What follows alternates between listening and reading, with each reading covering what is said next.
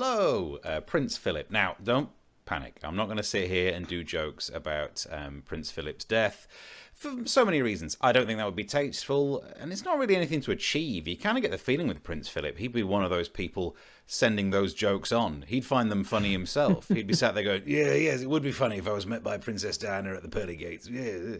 He would have forwarded on all of the ones that we've had. I'm sure as soon as it happened, you received text messages like, jokes like that were sent around.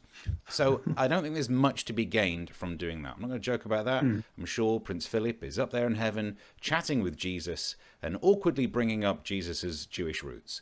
I'm sure that's going to get me. My family has got parts from Germany, so we're not going to get on. That's probably happening. Although, is that controversial already? Prince Philip in heaven? Some people would say, racist. And I think this is where we need two different words, because Prince Philip's type of racism was offensive comments.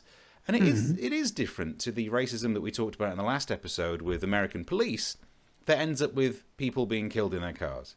The only person that Prince Philip killed in a car was actually white and blonde.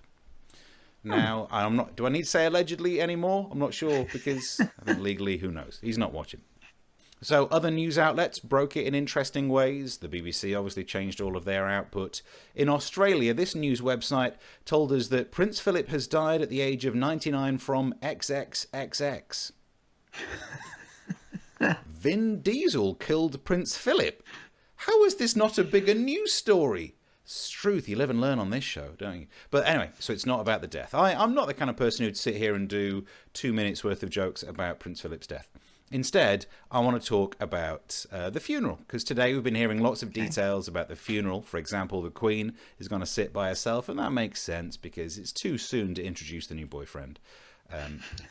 Actually, you never know. The funeral could be where she's looking for the next new other half. And I know what you're thinking. It's a family funeral, Steve. There's only going to be extended family members there. I'm like, yep, that's what she did last time.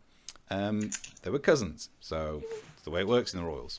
But I don't think you're supposed to mention that. Are you not meant to mention that? Well, again, he's not watching. But one of the big pieces of planning for the funeral, there's a ban on military uniforms at the funeral to keep Harry and Andrew happy, which is almost a shame, because I think one of the things you could do is dress up in camouflage, and that helps you get around the 30 guests rule. People will be checking in and saying this. No, it all seems COVID compliant in there. Yes, just on a head count, and there's only 12 people in there. And lots of piles of leaves. But let's go through the people who've been affected by this then.